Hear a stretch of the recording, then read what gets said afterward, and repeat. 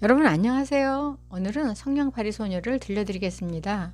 지은이 안데르센은 불우한 어린 시절을 보낸 자신의 어머니를 모델 삼아 이 이야기를 썼다고 하네요. 어머니는 어릴 적 집이 아주 가난해서 국어를 할 수밖에 없었고, 이야기를 들은 안데르센이 어머니에게서 들은 소녀 시절을 생각하며 어머니의 영혼을 위로하고자 쓴 작품입니다. 네, 들어보세요. 성냥팔이 소녀. 지독히도 추운 날이었다. 눈이 내리고 어둠이 찾아왔다. 그 해의 마지막 저녁 12월 31일이었다. 한 가엾은 소녀가 모자도 쓰지 않고 맨발로 춥고 우울하게 거리를 걷고 있다. 물론 집을 나설 때 신발을 신고 있었지만 지금은 아무 소용이 없었다.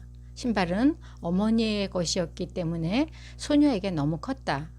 어린 소녀는 길을 뛰어 건너가다가 신발 한 짝을 잃어버렸는데, 마차 두 대가 덜컹거리며 엄청나게 빨리 지나가는 바람에 신발을 다시 찾을 수 없었다. 한 소년이 나중에 아이를 낳으면 요람으로 쓰겠다면서 나머지 한 짝을 가지고 달아나 버렸다. 그래서 어린 소녀는 맨발로 걷고 있었다. 두 발은 꽁꽁 얼어 울긋불긋했다. 낡은 앞치마를 들고 가는 성냥감 몇 개가 있었다. 소녀는 성냥 하나를 손으로 들어 내밀었다. 하지만 하루 종일 소녀한테 성냥을 사려는 사람은 아무도 없었다. 단 한 사람도 1센트를 주지 않았다. 추위와 배고픔으로 벌벌 떨면서 소녀는 기어갔다. 비참한 그림이다. 가엾은 소녀. 눈꽃이 소녀의 긴 머리카락 위로 떨어져 내려 목을 구불구불 휘감았다. 창문으로 불빛이 새어나오고 거위를 굽는 근사한 냄새도 흘러나왔다. 한 해의 마지막 날이었다. 그렇다. 소녀는 그 생각이 간절했다.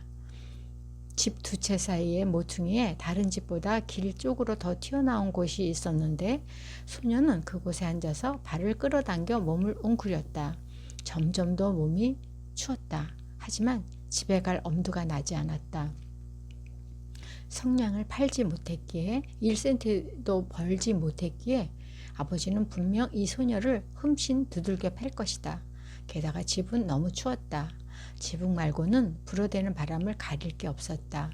제일 크게 갈라진 틈을 지푸라기와 천 조각으로 막았는데도 그랬다. 손은 동상을 입은 듯 거의 움직일 수도 없었다.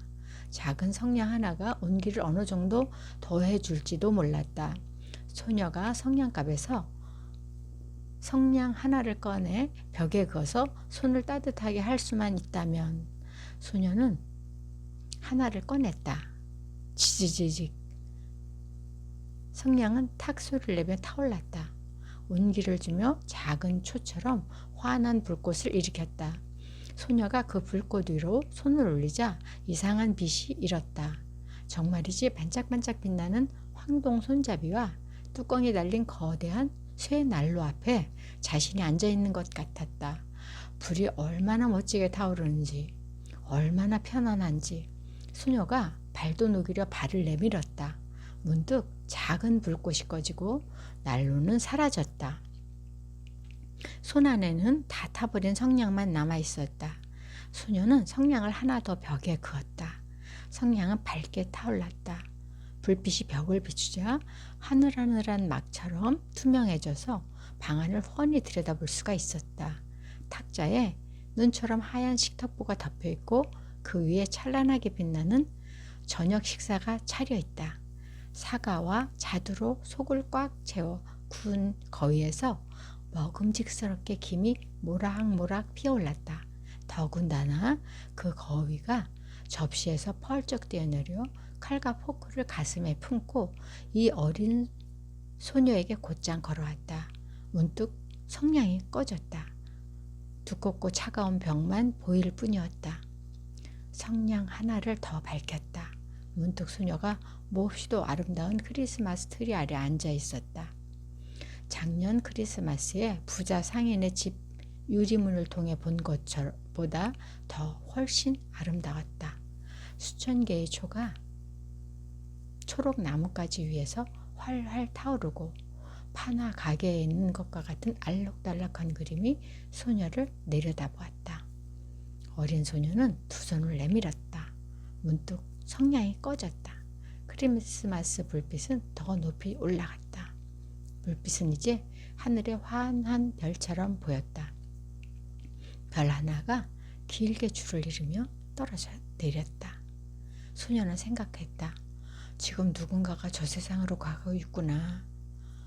지금은 저 세상으로 간 누구보다 소녀를 사랑했던 할머니는 별이 떨어져 내리면 영혼 하나가 하늘로 올라간 것이라고 말해주었다. 성냥을 하나 더 벽에 그었다. 다시 환하게 불꽃이 일었다. 그 불꽃 속에 할머니가 친절하고도 사랑스럽게 맑고 환하게 빛을 내며 서 있었다. 소녀가 외쳤다. 할머니, 저를 데려가 주세요. 성냥이 꺼지면 할머니가 사라지리란 걸 알아요. 할머니는 따뜻한 난로처럼 사라질 거예요. 저 맛있는 거위와 아름다운 크리스마스 트리처럼요. 소녀는 할머니와 함께 있고 싶었기에 재빨리 성냥 꾸러미를 모두 밝혔다. 성냥이 무척이나 환하게 빛나서 낮보다 더 밝아졌다. 할머니가 그렇게나 웅장하고 아름다운 적이 없었다. 할머니가 소녀를 품에 안았다. 두 사람은 땅 위로 밝고도 경쾌하게 날아올랐다. 아주 높이. 저 위 추위도 배고픔도 두려움도 없는 곳으로. 두 사람은 하느님과 함께 있었다. 하지만 모퉁이에서 미소 짓는 입술에 붉은 뺨의 어린 소녀가 벽에 기대어 앉아 묵은 해의 마지막 밤에 얼어 죽었다. 새해의 태양이 측은한 한 사람의 모습 위로 떠올랐다. 소녀는 그곳에 얼어 뻣뻣하게 앉아 있었다. 거의 다 타버린 성냥꾸러미를 움켜쥔 채로. 여러분 어떠셨어요? 돌아갈 집이 있어도 가난한 폭력 아버지 때문에 쉽게 돌아가지 못하고 할머니를 그리며 마지막 길을 떠나는 소녀 이야기였습니다. 이 작품은 1830년대를 배경으로 하고 있으며 그 시기에 나라에서 국어를 하지 못하도록 법으로 정해놓아 가난한 아이들은 성냥을 사다가 거리에서 팔았다고 합니다. 이 작품은 1845년 12월에 발표한 단편 동화입니다. 우울하고 슬프고 돌아갈 수 있는 가정이 있기를 기원합니다.